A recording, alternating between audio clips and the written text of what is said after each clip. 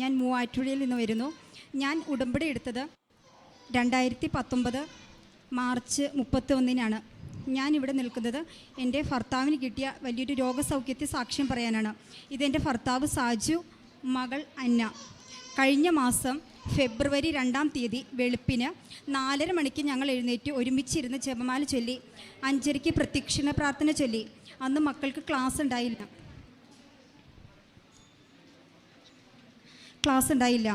അപ്പോൾ എനിക്ക് തലവേദന എടുക്കുന്നുണ്ട്. ചേട്ടായി ഒരു 5 മിനിറ്റ് കിടക്കാമെന്ന് പറഞ്ഞ് ഞാൻ കട്ടിലേക്ക് കിടന്നു. കൂടെ വന്ന് ഭർത്താവും കിടന്നു. ഞാനൊന്ന് മയങ്ങി ഇത്തിരി കഴിഞ്ഞപ്പോൾ അടുത്ത് കിടന്ന ഭർത്താവ് കൈ അങ്ങോട്ടും ഇങ്ങോട്ടും പെട്ടെന്ന് എന്തോ ഒരു ബുദ്ധിമുട്ടായിട്ട് എൻ്റെ മേത്തേക്ക് ഇട്ടു. ഞാൻ മയക്കത്തിൽ കിടന്നുകൊണ്ട് തന്നെ എട്ടായി എന്ന് വിളിച്ചു. ഒന്നും മിണ്ടിയില്ല, മൂളി. ഞാൻ പെട്ടെന്ന് ചാടി എണീറ്റപ്പോൾ ആൾ എഴുന്നേൽക്കാൻ നോക്കുന്നുണ്ട്. പക്ഷേ ആൾ സൈഡിട്ട് പോകുക. അപ്പോൾ തന്നെ ഞാൻ മോളെ വിളിച്ചു. മോളെ, അപ്പയ്ക്ക് വയ്യല്ലോ മോളെ എന്ന് പറഞ്ഞു. അപ്പോൾ തന്നെ മോള് വന്നിട്ട് പറഞ്ഞു, അപ്പ പറ്റിയെന്ന് ചോദിച്ചു. അപ്പോൾ ഒന്ന് ചിരിച്ചു, ഞങ്ങളുടെ നേരെ നോക്കി. അപ്പോൾ തന്നെ ഞാൻ പറഞ്ഞു, മോളെ ഉടമ്പടി തൈലം വേഗം എടുക്കുമെന്ന് പറഞ്ഞു. ഞാൻ വിശ്വാസ പ്രമാണം ചൊല്ലാൻ നോക്കിയില്ല. ആ വിഷമത്തിൽ ഞാൻ വേഗം തലയിൽ തൂത്തിട്ട് പറഞ്ഞു, എൻ്റെ കൃപാസന മാതാവേ, ഞങ്ങൾ അനാഥരാക്കലേ, ഞങ്ങൾക്ക് ആരുമില്ലല്ലോ മാതാവേ എന്ന് പറഞ്ഞു. മോൾ അപ്പോൾ തന്നെ അടുത്ത വീട്ടിൽ പോയി. അവിടെ നിന്ന് എല്ലാവരും ഓടി വന്നു. അവിടെ ഞങ്ങളുടെ തൊട്ടടുത്തിൽ സണ്ണി എന്ന് പറഞ്ഞൊരു ചേട്ടൻ വന്നപ്പോൾ കണ്ടപ്പോൾ പറഞ്ഞു, മോളെ ഇപ്പോൾ തന്നെ നമുക്ക് ഹോസ്പിറ്റലിൽ കൊണ്ടുപോകാമെന്ന് പറഞ്ഞു. കോലഞ്ചേരി മെഡിക്കൽ കോളേജിൽ വേഗം എത്തി. ആ ചേട്ടൻ്റെ പെങ്ങൾ അവിടുത്തെ മെയിൻ സ്റ്റാഫാണ്, മിനി ചേച്ചീനെയും. അപ്പോൾ തന്നെ അവർ കോൺടാക്ട് ചെയ്തു. ഡോക്ടറെ എല്ലാം അവരെ ഏർപ്പാടാക്കി. ചെന്ന വഴി MRI എടുത്തപ്പോൾ അവർ പറഞ്ഞു, വലതുവശത്തെ ഒരു ഞരമ്പ് പൊട്ടിയിട്ടുണ്ട്, ഉടനെ CT എടുക്കണമെന്ന് പറഞ്ഞു. CT എടുത്തു. ഉടനെ ചേട്ടായിനെ ന്യൂറോയുടെ ICUയിലേക്ക് വേഗം കയറ്റി. അവിടെ ചെന്ന ഉടനെ തന്നെ ഞങ്ങളുടെ കൊണ്ടുപോയി ചേട്ടൻ്റെ കയ്യിലേക്ക്, ആരെന്നറിയില്ല, ഒരു മകൾ ഉടമ്പടി കൃപാസന പത്രം കൊണ്ടുപോയി കൊടുത്തു. എൻ്റെ കയ്യിൽ ആകെ ഉണ്ടായിരുന്നത് ഉടമ്പടി കാശുരൂപ മാത്രമാണ്. ഞാൻ വേഗം ICUയിലേക്ക് ചെന്നിട്ട് അവിടുത്തെ സിസ്റ്ററോട് പറഞ്ഞു, സിസ്റ്ററെ, ഈ പത്രം ചേട്ടായി കിടക്കുന്ന തലയുടെ ഭാഗത്ത് വന്ന് വെക്കാവോ എന്ന് ചോദിച്ചു. വേഗം വെച്ചു. ഞങ്ങളിവിടെ എത്തിക്കുന്നത് ഞങ്ങളുടെ കോതമംഗലത്തെ സെലീന ടീച്ചറിന് അപ്പോൾ തന്നെ ഞാൻ വോയിസ് മെസ്സേജ് വിട്ടു. ടീച്ചറെ, ഏട്ടായിക്ക് വയ്യ, പ്രാർത്ഥിക്കണോട്ടോ എന്ന് പറഞ്ഞു. ടീച്ചർ അപ്പോൾ തന്നെ എന്നെ വിളിച്ചിട്ട് പറഞ്ഞു, മോള് വേഗം പോയി വീട്ടിൽ പോയി തൈലം എടുത്തുകൊണ്ട് വാ. ഞാൻ തൈലം കൊണ്ടുപോയില്ല. വേഗം എൻ്റെ ചേച്ചിയുടെ മക്കൾ വന്ന് തൈലം എടുത്തുകൊണ്ട് വന്നു. ഞാൻ വേഗം ICUവിൻ്റെ വാതിക്ക് ചെന്നിട്ട് സിസ്റ്ററോട് പറഞ്ഞു, അങ്ങനെയൊന്നും കയറാൻ പറ്റില്ല, എന്നാലും ഞാൻ ചോദിച്ചു നോക്കട്ടെ എന്ന് പറഞ്ഞു. ഞാൻ പറഞ്ഞു, ഒന്ന് തൂത്തിട്ട് വേഗം ഇറങ്ങിക്കോളാം സിസ്റ്ററെ എന്ന് പറഞ്ഞു. ഞാൻ വേഗം ചെന്നു, എന്നെ കയറ്റി തൂത്തിട്ട് ഇറങ്ങി വന്നു.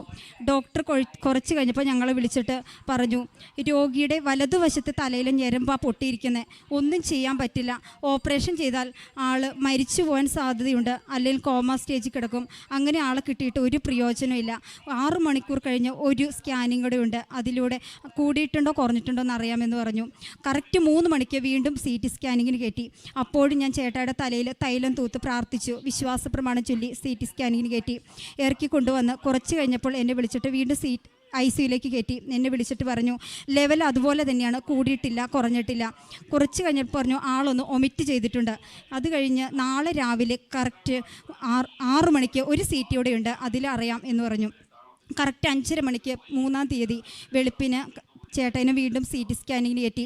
പുറത്തേക്ക് വന്നപ്പോൾ തന്നെ ഒരു 5 മിനിറ്റ് നിൽക്കും, ഞാൻ ചേട്ടയുടെ തലയിൽ തൈലം ഒന്ന് തൂക്കട്ടെ എന്ന് പറഞ്ഞ് വിശ്വാസ പ്രമാണം ചൊല്ലി പ്രത്യക്ഷണ പ്രാർത്ഥന ചൊല്ലി തൂത്തു. വീണ്ടും ചേട്ടനെ CT സ്കാനിങ്ങിന് കയറ്റി. അത് കഴിഞ്ഞ് വീണ്ടും ന്യൂറോയുടെ ICUയിലേക്ക് കയറ്റി. ഡോക്ടർ വിളിച്ചിട്ടും വീണ്ടും പ്രതീക്ഷയൊന്നും പറഞ്ഞില്ല. ഡോക്ടർ പറഞ്ഞു, എനിക്ക് വേണമെങ്കിൽ ഓപ്പറേഷൻ ചെയ്യാം, പക്ഷേ എനിക്ക് പ്രതീക്ഷയൊന്നുമില്ല എന്ന് പറഞ്ഞു. ഞാനൊന്നും പറഞ്ഞില്ല. എൻ്റെ കൂടെ എൻ്റെ ബന്ധുക്കളായിട്ട് എൻ്റെ ചേച്ചിയുടെ മോനും ഞങ്ങളുടെ മെമ്പർ മാത്രമേ ഉള്ളത്. ഞാനിങ്ങനെ മരിച്ചിരിക്കുമ്പോൾ മെമ്പർ എന്നെ താങ്ങി പിടിച്ചിരിക്കുക. അപ്പോൾ ഞാൻ ഡോക്ടറോട് പറഞ്ഞു, ഡോക്ടറെ, എനിക്ക് 100% വിശ്വാസമുണ്ട്, എൻ്റെ ദൈവം മിറാക്കിൾ നടത്തുന്നു. അപ്പോൾ ഡോക്ടർ പറഞ്ഞു, കാര്യം ഞാൻ ക്രിസ്ത്യാനിയാണ്, പക്ഷേ എനിക്ക് വിശ്വാസമില്ല എന്ന് പറഞ്ഞു. എൻ്റെ കയ്യിലുള്ളത് ആകെ ഉടമ്പടി കാശുരൂപം മാത്രം. ഞാൻ ഡോക്ടറെ കാണിച്ചിട്ട് പറഞ്ഞു, ഡോക്ടറെ, ഇത് ഞാൻ എൻ്റെ അമ്മയായിട്ട് ഉടമ്പടി എടുത്തതാണ്, ആരുപേക്ഷിച്ചാലും എൻ്റെ അമ്മ എന്നെ ഉപേക്ഷിക്കില്ല ഡോക്ടറെ എന്ന് പറഞ്ഞു. അപ്പോൾ ഡോക്ടർ പറഞ്ഞു, നിങ്ങളുടെ വിശ്വാസം നിങ്ങളെ രക്ഷിക്കട്ടെ. അപ്പോൾ ഞാൻ ഡോക്ടർ പറഞ്ഞു, ഡോക്ടറുടെ വായിൽ നിന്ന് ഡോക്ടർ തന്നെ പറയും 100% മിറാക്കിൾ നടന്നു എന്ന് ഞാൻ കേൾക്കും ഡോക്ടറെ എന്ന് പറഞ്ഞു. അത് കഴിഞ്ഞിട്ട് നമുക്ക് ഡോക്ടർ കണ്ടതിന് ശേഷം രോഗിയെ കാണാം. ഞാൻ ചെല്ലുമ്പോൾ വായിൽ ഓക്സിജൻ കൊടുത്തേക്കണോ, ട്യൂബ് ഇട്ടേക്കണോ, ആളിങ്ങനെ കിടക്കുക, വലതുവശം പൂർണ്ണമായി തളർന്നു പോയി. ഞാൻ ചെന്നു, ആദ്യം തൈലം നെറ്റിയിൽ തളർന്നു പോയ കയ്യിൽ എല്ലാം കുരിശ് വരച്ച് പ്രാർത്ഥിച്ചു. വിശ്വാസ പ്രമാണം ചൊല്ലി. ചേട്ടായി നന്നായി വചനം പറയും. എന്ത് വചനം കേട്ട് പഠിക്കും. അത് കാരണം ഞാൻ ഇടതുവശത്ത് നിന്നിട്ട് ചേട്ടായിയോട് ഞാൻ പറഞ്ഞു, ചേട്ടായി മനുഷ്യർക്ക് അസാധ്യമായത് ഇത്രയും പറഞ്ഞപ്പോൾ അപ്പം തന്നെ ചേട്ടായി പറഞ്ഞു ദൈവത്തിന് സാധ്യമാണ്. അത് കഴിഞ്ഞ് ഞാൻ വീണ്ടും പ്രത്യക്ഷണ പ്രാർത്ഥന ചൊല്ലി 91 സങ്കീർത്തനം ചൊല്ലി പുറത്തിറങ്ങി. 4-ാം തീയതി ഡോക്ടർ അത്ര കടുപ്പിച്ച് പറഞ്ഞില്ല, എന്നാലും ചെറുതായിട്ട് പറഞ്ഞു. മരുന്നിനോട് പ്രതികരിച്ചു തുടങ്ങി. 2-ാം തീയതി ഞാൻ ചേട്ടയുടെ തലയുടെ അടിയിൽ കാശിരൂപം വെച്ചിരുന്നു. 4-ാം തീയതി ചെന്നപ്പോൾ ഞാൻ സിസ്റ്ററോട് ചോദിച്ചു, സിസ്റ്ററെ കാശിരൂപം അവിടെ തന്നെ ഇരിപ്പില്ലേ? അപ്പം അന്നേരം പറഞ്ഞു, ഉണ്ട് ചേച്ചിയുടെ വിശ്വാസം വലിയ വ്യത്യാസമുണ്ടെന്ന് പറഞ്ഞു. 5-ാം തീയതി ഞായറാഴ്ച അടുത്ത ചാപ്പലുണ്ട്, അവിടെ കുർബാനയ്ക്ക് പോകാൻ പറ്റില്ല. അപ്പോൾ ഞാൻ അവിടെ നിന്ന് പ്രാർത്ഥിച്ചു. കുർബാനയുടെ സമയത്ത്, എൻ്റെ കർത്താവേ, ഈ നിമിഷം എൻ്റെ ഭർത്താവിൻ്റെ ശിരസിലേക്ക് അങ്ങയുടെ തിരക്തം തളിക്കണമേ. കർത്താവേ, അങ്ങ് മരിച്ചിട്ട് 3-ാം ദിവസം ഉയർത്തെഴുന്നേറ്റതാണല്ലോ, എൻ്റെ ഭർത്താവിന് 3-ാം ദിവസം ICU നിന്ന് ഇറക്കണേന്ന് പറഞ്ഞു. 5-ാം തീയതി ഞായറാഴ്ച ഡോക്ടർ വന്നപ്പോൾ പറഞ്ഞു, നാളെ 6-ാം തീയതി സാജുവിനെ ഇറക്കുവാണെന്ന് പറഞ്ഞു. നേരെ ന്യൂറോയുടെ വാർഡിലേക്ക് പോയി. അവിടെ വന്നതിന് ശേഷം ആളുടെ കൂടുതൽ വ്യത്യാസങ്ങൾ തുടങ്ങി. 9-ാം തീയതി ഒരു CT സ്കാനിങ് കൂടി എടുക്കണമെന്ന് പറഞ്ഞു. ഒരു CT സ്കാനിങ് എടുത്തു. അതിൽ വെള്ളക്കെട്ടുണ്ടെന്ന് പറഞ്ഞു. എന്നാലും കുറവുണ്ട്, കുഴപ്പമില്ല എന്ന് പറഞ്ഞു. 9-ാം തീയതി ഞാനിവിടെ വന്നു. അന്നിവിടെ ധ്യാനം ഉണ്ടായിരുന്നു. ഇവിടെ വന്നു കരഞ്ഞ് പ്രാർത്ഥിച്ചു. ഒത്തിരി പ്രാർത്ഥിച്ചിട്ട് ഞാൻ ഇവിടെ ചേട്ടായിയുടെ ഫോട്ടോ എൻ്റെ ഫോണിലുണ്ടായിരുന്നു. ടീച്ചറിന് ഞാൻ അയച്ചിരുന്നത്. ആ ഫോട്ടോ ഇവിടെ വെച്ചിട്ട് പറഞ്ഞു, മാതാവേ, ഞാനിനി സാക്ഷ്യം പറയാൻ ഇവിടെ വന്നേക്കാം എന്ന് പറഞ്ഞ് ഇവിടെ നിന്ന് പോയി. പത്രം മാത്രം മേടിച്ചുകൊണ്ട് പോയി. അവിടെ ചെന്ന് ഹോസ്പിറ്റലിൽ ചെന്ന് കഴിഞ്ഞപ്പോൾ അന്നത്തെ CTയിൽ കുറവുണ്ടെന്ന് അറിഞ്ഞു. പത്രം അവിടെ എല്ലാ രോഗികൾക്കും ഞാൻ പ്രേക്ഷിത വേല ചെയ്തു. അത് 15-ാം തീയതി ശനിയാഴ്ച ഞാൻ ഉറങ്ങില്ല. ഇങ്ങനെ ചേട്ടായുടെ അടുത്ത് എപ്പോഴും വചനങ്ങൾ പറയിക്കും, പ്രാർത്ഥിക്കും, വിശ്വാസ പ്രമാണം ചൊല്ലും.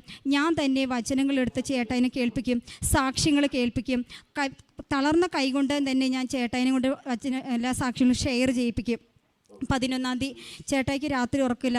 ഫീഡിങ് ട്യൂബിക്കടെ ആയതുകൊണ്ട് എപ്പോഴും അതിങ്ങനെ തട്ടി കളയാൻ നോക്കുന്നതുകൊണ്ട് ഇങ്ങനെ സൈഡിലൊക്കെ കെട്ടിയിട്ടുണ്ട് കയ്യ. അപ്പം ഞാൻ കെട്ടിയിട്ട ചേട്ടായി ലൂസായിട്ട് മുകളിലിട്ട് കയറ്റി പിന്നെ വലിക്കണോണ്ട് എൻ്റെ ചേച്ചിയാണ് എൻ്റെ കൂടെയുള്ളത്. ചേച്ചി അത് 2-3 ലെയറായിട്ട് നല്ല ടൈറ്റായിട്ട് കെട്ടിയിട്ടു. ഒരിക്കലും അത് അഴിഞ്ഞു പോകരുത്. ഒരു 2 മണി വരെ ഞാൻ ചേട്ടായിനെ അടുത്തിരുന്ന് പ്രാർത്ഥിച്ചു. നടന്നു വചനങ്ങൾ പറയും. അടുത്തുള്ള രോഗികളുടെ അടുത്ത് അവരോടും വചനങ്ങൾ പറയും. ഒരിക്കലും ഉറങ്ങാൻ പറ്റില്ല. ഒരു 2:45 കഴിഞ്ഞ് കാണും. എനിക്ക് ഭയങ്കര ബുദ്ധിമുട്ടായിട്ട് ഒന്ന് കിടക്കട്ടെ എന്ന് വിചാരിച്ചും കട്ടിലേക്ക് ഞാൻ കിടന്നു കഴിഞ്ഞിച്ച് ഇത്തിരി നേരം ഒന്ന് കണ്ണ് അടച്ചതായി എനിക്ക് ഓർമ്മയുള്ളൂ. കണ്ണ് തുറന്നു കഴിഞ്ഞപ്പോൾ അത് ചേട്ടായി എഴുന്നേറ്റ് നിൽക്കുക. അപ്പം ഞാൻ ചെന്നൊന്ന് വേഗം സിസ്റ്ററേ എന്ന് പറഞ്ഞ് ചാടി എഴുന്നേറ്റ് ഒന്ന് പിടിച്ചിട്ട് ആളെന്നെ പിടിക്കുന്നൊന്നുമില്ല. ആൾ നല്ല ലെവലായിട്ട് നിൽക്കുക. അപ്പോൾ തന്നെ സിസ്റ്റർമാരെല്ലാവരും ഓടി വന്നു. സാധിച്ചേട്ടാ ഇത് എന്നെ കാണിച്ചപ്പോൾ വീഴില്ലായിരുന്നു എന്ന് പറഞ്ഞു. അവരെല്ലാവരും കൂടി ആളെ കയറ്റിക്കെടുത്തി. പിന്നെ ആൾ തന്നെ എഴുന്നേറ്റ് ഇരുന്നു. പിറ്റേ ദിവസം ഡോക്ടർ വന്നു കഴിഞ്ഞപ്പോൾ ഞാൻ പറഞ്ഞു, ഡോക്ടറെ ഇങ്ങനെ എഴുന്നേറ്റ് ഇരുന്നു എന്ന് പറഞ്ഞപ്പോൾ എന്നോട് പറഞ്ഞു, നീ സ്വപ്നം കണ്ടതാണോ എന്ന് ചോദിച്ചു. അല്ല, അടുത്തുള്ള മക്കളൊക്കെ കണ്ടു. അവരോട് പറഞ്ഞു. അവരും പറഞ്ഞു സായിച്ചേട്ടൻ എഴുന്നേറ്റ് നിന്നു എന്ന് പറഞ്ഞു. പിന്നെ തിങ്കളാഴ്ച വന്നപ്പോൾ ഡോക്ടർ പറഞ്ഞു, ഇനി ഒരു കുഴപ്പമില്ല, ആളെ ഡിസ്ചാർജ് ആക്കാമെന്ന് പറഞ്ഞു. 15-ാം തീയതി ബുധനാഴ്ച ഞങ്ങൾ ഡിസ്ചാർജായി. 2 ആഴ്ച കഴിയുമ്പോൾ വീണ്ടും ചെല്ലണമെന്ന് പറഞ്ഞു. ഒരു CT സ്കാൻ ചെയ്യണമെന്ന് പറഞ്ഞു. 2 ആഴ്ച കഴിഞ്ഞ് വീണ്ടും കഴിഞ്ഞ മാർച്ച് 2-ാം തീയതി ഞങ്ങൾ പോയി CT സ്കാനിങ് എടുത്തു. യാതൊരു കുഴപ്പമില്ല. അങ്ങനെ ഞരമ്പ് പൊട്ടിയതിൻ്റെ യാതൊരു വിഷയമില്ല. തലയിൽ വെള്ളക്കെട്ടില്ല, ഒരു വിഷയവുമില്ല. ആൾ നോർമലാണ്. ഇനി പ്രഷറിൻ്റെ ഗുളിക മാത്രം കഴിച്ചാൽ മതി എന്ന് പറഞ്ഞു. പിന്നെ കണ്ണിനൊരു ചെറിയൊരു ബുദ്ധിമുട്ടുണ്ട്, അത് ഇതിനോടനുബന്ധിച്ചാണ്. അത് മാറിക്കോളും തന്നെയാണ് ഡോക്ടർ പറഞ്ഞത്.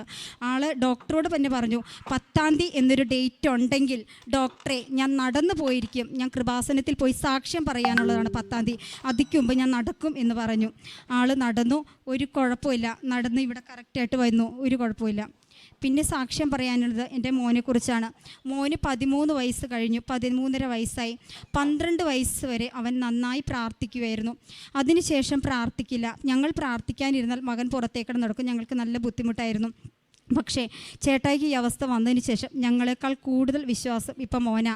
അവൻ ശരിക്കും പ്രാർത്ഥിക്കും, തിരി കത്തിച്ച് പ്രാർത്ഥിക്കും, നല്ലവണ്ണം ഞങ്ങളുടെ കൂടെ കൂടുകയും ചെയ്യും. ഇപ്പോൾ അവനാണ് പാട്ട് പാടി പ്രാർത്ഥിക്കുന്നത്. പിന്നത്തെ സൗഖ്യം എന്ന് പറഞ്ഞാൽ എൻ്റെ തലവേദനയാണ്. എനിക്ക് കുഞ്ഞുനാളെ മുതലത്തെ തലവേദനയായിരുന്നു. ഈ ഉടമ്പടി എടുത്തതിന് ശേഷം തലവേദന ഉണ്ടായിട്ടില്ല. പിന്നെ എൻ്റെ ഭർത്താവിന് അലർജിയുടെ ഒരു രോഗമുണ്ടായിരുന്നു. രാവിലെ എഴുന്നേൽക്കുമ്പോൾ തണുപ്പത്ത വെള്ളത്തിൽ തൊടാൻ പാടില്ല.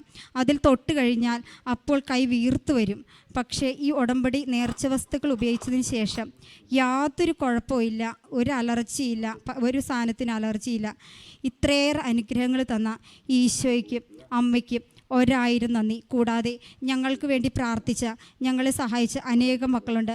ഞങ്ങളിവിടെ എത്തിക്കുന്ന സെലീന ടീച്ചർ, ഞങ്ങളുടെ കൂടെ വരുന്ന മക്കൾ, അതുപോലെ എല്ലാ മക്കൾക്കും ഞാൻ നന്ദി പറയുന്നു. യേശുവേ നന്ദി, യേശുവേ സ്തുതി. ഞാൻ മൂഴിക്കുളത്ത്